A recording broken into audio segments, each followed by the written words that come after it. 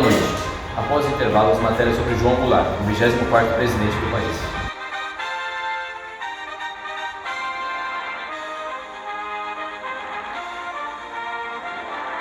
João Goulart foi um político brasileiro, foi o 24º presidente do país, eleito em 1961.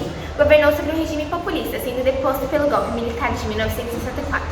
João Belchior Marques Goulart, conhecido como Jango, nasceu em São Borja, Rio Grande do Sul, no dia 1º de março de 1919. Em 1947, João Goulart foi candidato a deputado estadual. Foi o 5º candidato mais votado. Colaborou ativamente para a vitória de Vargas na eleição presidencial de 1950. Vice-presidente da República em 1955, João Goulart foi eleito vice-presidente do Brasil, na chapa de Juscelino Kubitschek, na coligação do PTB e PSD. Na época, os votos eram separados e Jango teve mais votos do que Juscelino. Nas eleições de 1960, com o apoio da UND e de pequenos partidos que lançaram a dobradinha Janjan, Jânio e Jango saiu vitoriosa. Empossados em janeiro de 1961, assumiram um país marcado pela crise econômica, pela inflação, pelo déficit da balança de pagamentos e pela acumulação da dívida externa. O presidente, buscando uma aproximação com os países socialistas, estabeleceu a relação com a União Soviética, assumiu a defesa do regime de Fidel Castro e condecorou em Brasília o líder comunista Che Guevara, com a Ordem do Cruzeiro do Sul, o que aumentou a desconfiança do seu governo.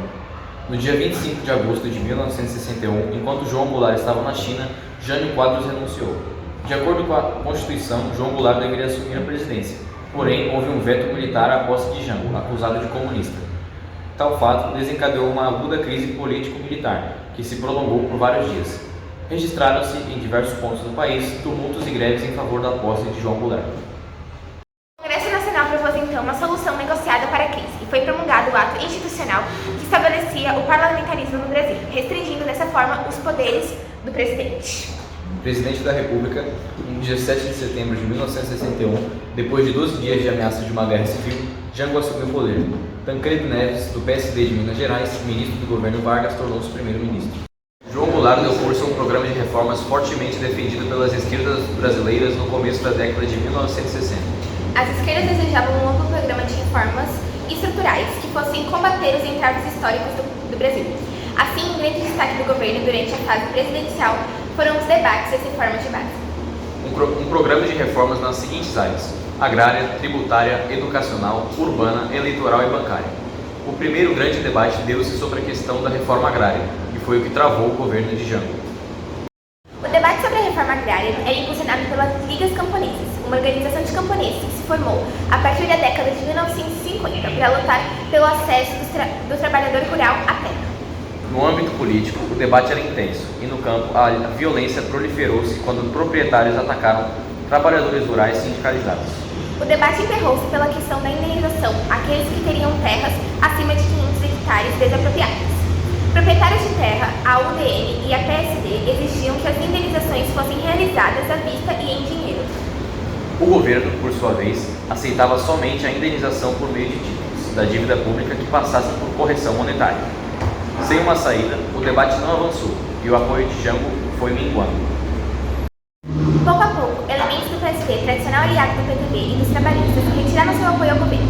Jango vivia uma situação complicada, pois tinha de lidar com a esquerda compromissadas e levar em frente suas reformas e com uma direita desejosas do golpe. No meio disso tudo, estavam os militares, divididos entre a esquerda e a direita.